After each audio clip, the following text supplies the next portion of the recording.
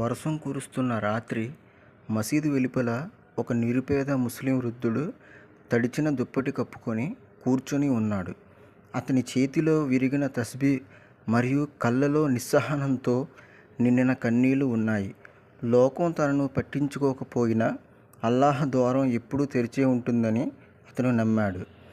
మసీదులో ప్రార్థన ముగించుకొని బయటకు వచ్చిన ఒక యువకుడు ఆ వృద్ధుడిని చూసి చలించిపోయాడు.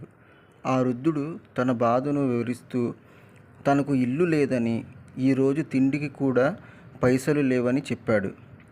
ఆ యువకుడు వెంటనే తన జేబులో ఉన్న కొద్దిపాటి డబ్బును అల్లాహ్ పేరుతో ఆ వృద్ధుడికి ఇచ్చాడు.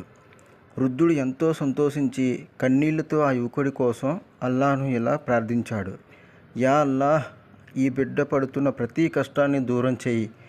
ఆ మరుసటి రోజే ఆ యువకుడికి ఉద్యోగం లభించింది. అల్లాహ్ మార్గంలో మనం ఇచ్చేది ఎప్పుడూ వృధా పోదని, అల్లాహ్ దానిని అంతకంటే ఎన్నో రెట్లు ఎక్కువగా తిరిగి ఇస్తాడని ఆ యువకుడు గ్రహించాడు. ఓపిక ఉన్న వారిపై అల్లాహ్ కరుణ ఎల్లప్పుడూ ఉంటుంది.